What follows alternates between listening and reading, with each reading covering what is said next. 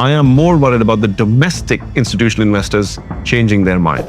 Frankly, the Indian equity market for the last many years has not been driven by foreign institutional investors. That's not something I'm worried about. They're not coming back anytime soon, and I'm not worried about them not coming back anytime soon. I am more worried about the domestic institutional investors changing their mind. My single biggest worry for India is that the domestic flow that has been coming thick and fast has been vindicated again and again in buying the dip, because every time you bought the dip, the market has given you long-term, sort of almost instant gratification returns. Because we have been nearly zero returns for 12 to 18 months, if we get negative returns over 2 years, I think people will begin to question that. We do need this conflict resolved soon, not just from an earnings perspective for India, but from the perspective of flows for India, which I think is actually going to be the biggest factor of them all, which we are not talking about enough. The last time we saw a level of shock like this was not Russia, Ukraine, was not the tariffs, it was COVID.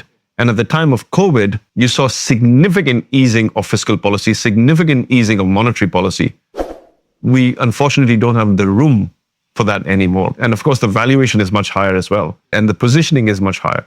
So I think that is a serious risk for the markets, that the flow in itself becomes lower. If you look at the overall flow into the market, SIPs and mutual funds has gone from 40 crores to 25 crores, but still reasonably robust and still quite robust as of February. So hopefully this is going to be a short-term blip, but I do not want to understate that risk. I think that is the single biggest risk for the Indian equity market, even bigger than the earnings risk.